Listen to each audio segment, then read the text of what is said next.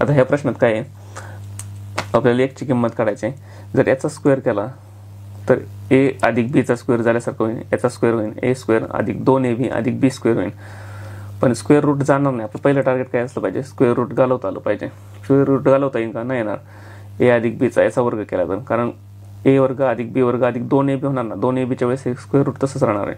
पुढचं टार्गेट काय राहील आपलं, एक एक पर्याय घेऊन पण पर्याय पण अंश न्युमेरेटर आणि डिनोमिनेटर स्वरूपात आहे. म्हणजे पर्याय घेऊन पण आपल्याला ते अवघड जाईल. याचा वर्ग केला तर ते पण अवघड जाईल, कारण ए वर्ग प्लस बी वर्ग प्लस 2ab होईल. 2ab म्हणजे परत हे स्क्वेअर रूट राहीनच.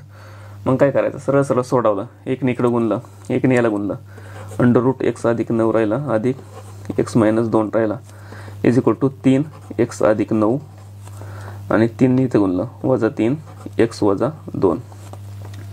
हे x वजा 2 आहे, हे x वजा 2 आहे, हे 3 इकडे आणले, 4 अंडर रूट x वजा 2 इज इक्वल टू हे इकडे गेले 2 अंडर रूट x अधिक 9 बेक बे 2 4.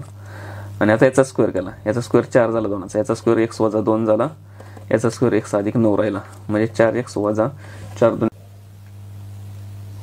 लक्षात. इथं काय केलं नंतरला इथपर्यंत झालं, याचा स्क्वेअर केला 4 2चा वर्ग 4 स्क्वेअर केला, स्क्वेअर रूट केला x वजा 2 राहिले आणि हे स्क्वेअर रूट केलं x अधिक 9 राहिलं 4x वजा 4 2 8 इज इक्वल टू x अधिक 9.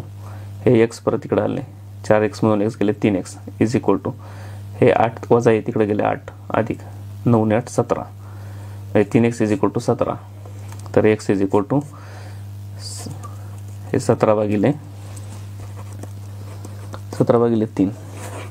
पर्याय नंबर 1 32 1 नंबर. लक्षात. पहिल्यांदा म्हणजे आपल्याला x ची किंमत काढायची होती, तर आपण